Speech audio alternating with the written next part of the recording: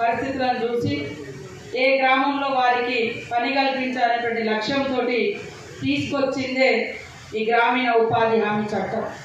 ఆ చట్టంలో కార్మిక సంఘాలు కానీ, మరి రైతు కూలీ సంఘాలు కానీ, వివిధ ప్రజా సంఘాలు, పేదల పట్ల అంకిత భావంతో పనిచేసినటువంటి ఉద్యమ సంఘాలు, సంస్థలు, ఇవన్నిటిని కూడా ఆ రోజు యూపీఏ చైర్పర్సన్ సోనియమ్మ గారు, మన్మోహన్ సింగ్ గారు పరిగణలోకి తీసుకొని మీ యొక్క డిమాండ్స్ అన్నింటిని తీసుకొని ఈ చట్టాన్ని తీసుకురావడం జరిగింది.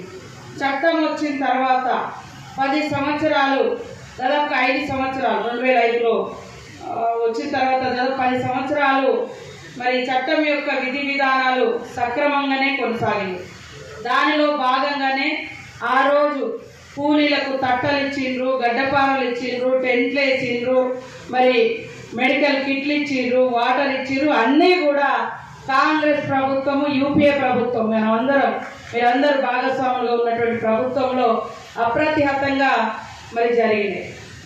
అయితే తర్వాత వచ్చినటువంటి బీజేపీ ప్రభుత్వం, కేంద్రం అంటే కూడా కొంతమంది కూలీలకు అర్థం కాదు, మా కార్మిక సోదరులందరూ కూడా, ఎందుకంటే కేంద్రంలో అంటే ఎవరు అని, బీజేపీ ప్రభుత్వం. ఇవాళ మేము మొత్తం ఉద్ధరిస్తున్నాం, ఇది చేస్తున్నాం, అది చేస్తున్నాం వచ్చినటువంటి ప్రభుత్వము వచ్చిన తర్వాత బీజేపీ ప్రభుత్వము కార్మికుల మీద, కర్షకుల మీద, కూలీల మీద వివక్షత చూపి అణచివేత చూపిస్తూ కేవలం కార్పొరేట్ కంపెనీల యొక్క కళ నెరవేర్చే విధంగానే అది పనిచేస్తుంది తప్ప ఇలాంటి పేదల కోసం ఎక్కడా కూడా పని చేయలే.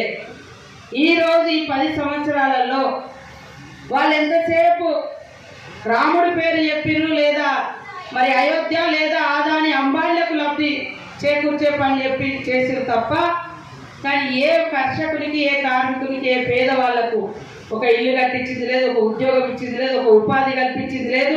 పైనుంచి ఇలాంటి ఉపాధి హామీ చట్టాన్ని కూడా నీరు గార్చడం కోసం ఆనాటి నుంచి ఈనాటి వరకు గత ప్రభుత్వము మరి లోకల్గా ఉన్నటువంటి వాళ్ళు కానీ, టీఆర్ఎస్ కానీ, బీజేపీ కానీ గడ్డపారలు ఇయ్యలే, పారలు ఇయ్యలే, నీళ్లు పెట్టలే, ఏం పెట్టలే.